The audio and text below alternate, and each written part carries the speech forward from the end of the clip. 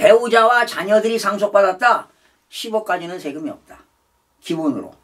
그리고 배우자가 단독으로 상속받았다. 7억까지는 세금이 없다.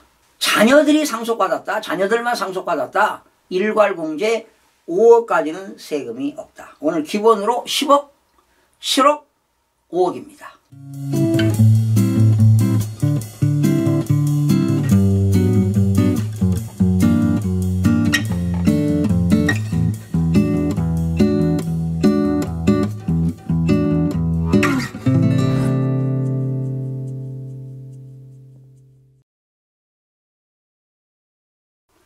시청자 여러분 안녕하세요. 김동수입니다. 이 시간에 상속세에 관한 내용으로 또 살펴보겠습니다.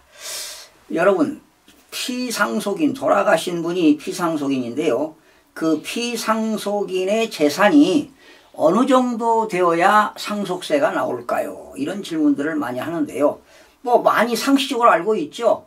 피상속인의 재산이 뭐 10억까지는 세금이 없다. 뭐 이런 이야기가 들립니다. 어때? 틀린 이야기입니까? 맞는 이야기입니까? 맞을 수도 있고 틀릴 수도 있습니다. 상속인이 누구냐에 따라서 상황에 따라서 달라지는데요.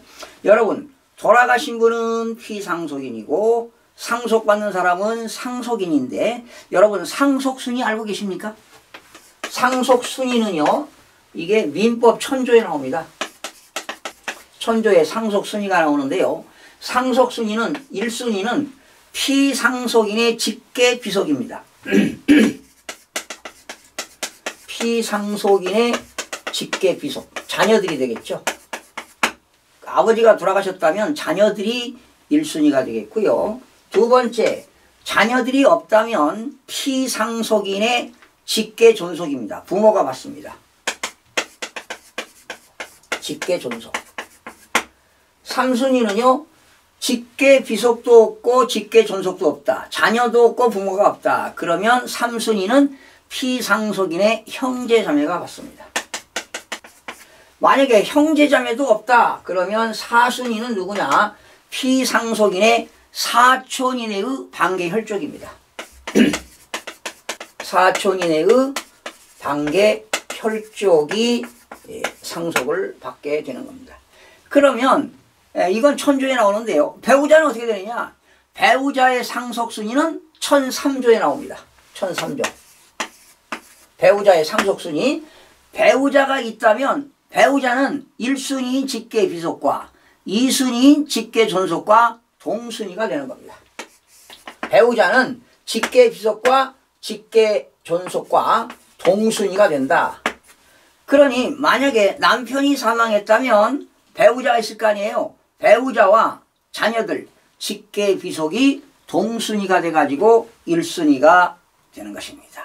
자, 그래서 우리나라는 이제 상속세는 상속재산이라는 게 있어요.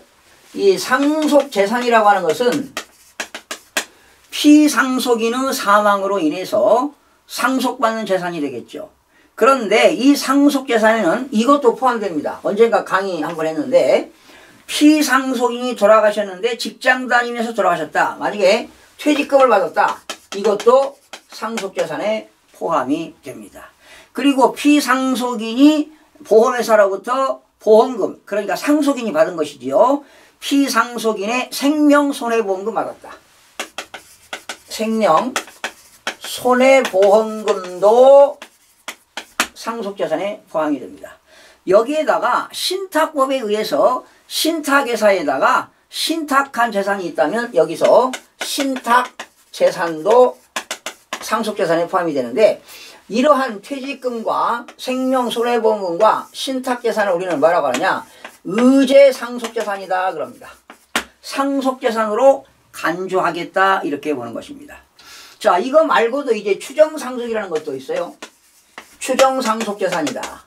여러분, 추정상속이라고 하는 건 지난 시간에 배웠죠. 피상속인이 상속 개시일 돌아가시기 전 1년 이내 2억 이상, 2년 이내 5억 이상 재산을 처분하거나 재산을 은행에서 예금을 인출했는데 그 돈이 어디에 사용되었느냐, 그 사용처가 분명한 것은 상속재산에서 공제하겠죠. 그러나 원인 불명일 때, 그러니까 피상속인이 은행에서 많은 돈을 인출했는데 사용 용도가 불분명할 때 소명되지 않는 금액은 상속재산으로 봅니다. 이게 바로 추정상속이 되겠습니다. 이제 여기서 뭘 공제합니까? 이런 데서 이제 피상속인의 채무 등을 다 공제합니다. 채무 등을 공제해요. 그리고 이제 여기서 뭘 공제하느냐? 상속공제를 빼주는 겁니다.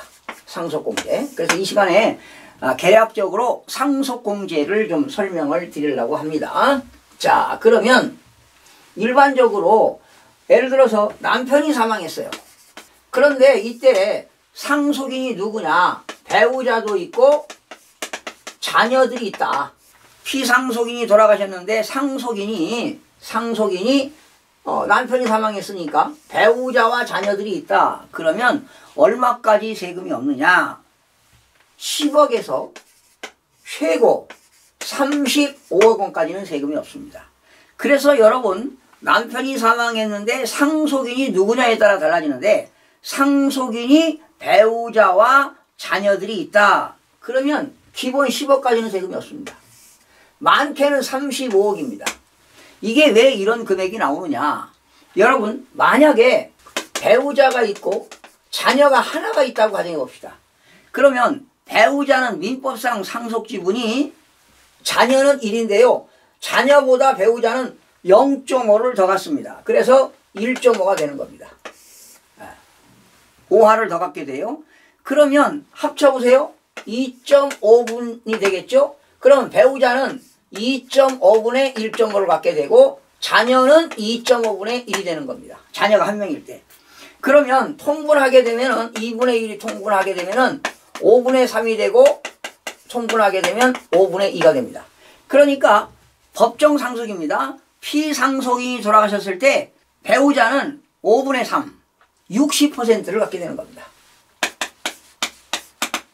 자녀가 한 명일 때 자녀는 40%를 갖게 되는데요.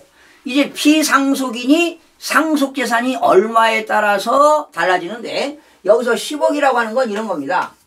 이 배우자가 상속받는 지분이 5억 원 미만일 때 배우자 공제 줍니다. 배우자 공제가 하한, 기본이 5억입니다. 네. 배우자가 상속받는 재산이 없거나 5억 원 미만을 상속받을 때 기본으로 5억을 빼줍니다. 그런데 상속인이 배우자가 상속받는 재산이 만약에 60억을 받았다. 그러면 최고 상한 30억까지 공제를 해줍니다. 그리고 그러니까 이제 배우자 공제는 하한 5억이 되겠고 최고로 30억까지 공제를 해줍니다. 하한 5억은 배우자가 상속받는 재산이 없거나 5억 원 미만일 때 기본 5억을 공제합니다. 그리고 일괄공제라는 게 있습니다. 일괄공제가 5억 원인데요.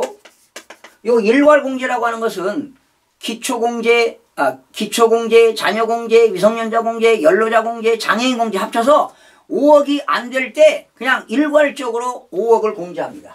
그러니까 남편이 사망했다, 배우자와 자녀가 상속받았다, 기본 배우자 공제 하한 5억과 일괄공제 5억을 합치니까 10억까지는 세금이 없다, 이렇게 보는 겁니다. 그러니까 남편이 사망했다, 배우자와 자녀들이 상속받는다, 기본은 10억까지는 세금이 없습니다. 그런데 만약에 남편이 재산이 100억이다. 그러면 여러분 100억이라고 한다면 배우자가 60%를 갖잖아요. 얼마를 받습니까? 배우자의 상속지분이 60억입니다.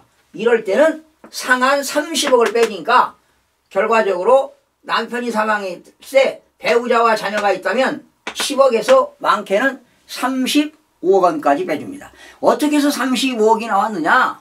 배우자 상한이 30억이고 일괄공제 5억이기 때문에 최고 35억 원까지 공제한다, 이렇게 아시면 되겠습니다. 자, 그 다음에는 자녀가 없습니다. 자녀가 없어요. 남편이 사망했습니다. 남편이 사망했는데 자녀가 없고 배우자가 상속받는 경우는 어떻게 되느냐? 배우자가 상속받는 경우는 7억에서 최저 7억에서 32억 원까지는 세금이 없습니다. 어떻게 해서 7억이 나오느냐? 기초공제 2억입니다. 배우자가 단독으로 상속받았을 때 기초공제 2억에다가 배우자 공제 하한 5억입니다. 그래서 7억이 나오는 겁니다. 7억.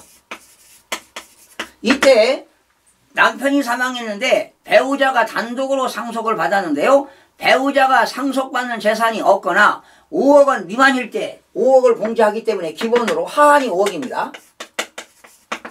그래서 남편이 사망했을 때 배우자는 기본적으로 7억 원까지는 세금이 없습니다. 많게는 32억 원은 어떻게 해서 32억이냐? 기초공제 2억에다가 그리고 배우자 상한이 30억입니다. 배우자 상한이 30억이기 때문에 최고 32억 원까지 공제합니다. 만약에 배우자가 남편이 사망했는데 배우자가 5억밖에 재산을 남기지 않았다. 그러면 7억을 공제하니까 세금이 없는 거죠. 근데 남편이 사망했는데 100억의 재산을 남겼다. 그러면 100억을 가지고 100억에서 32억을 빼주는 겁니다. 최고 32억을 빼주기 때문에 배우자가 단독 상속받을 때는 기본 7억까지는 세금이 없고 많게는 32억 원까지 공제해 주겠다는 것입니다. 자, 마지막으로 한부모 가정입니다. 한부모. 양부모가 아니라 한부모 가정입니다.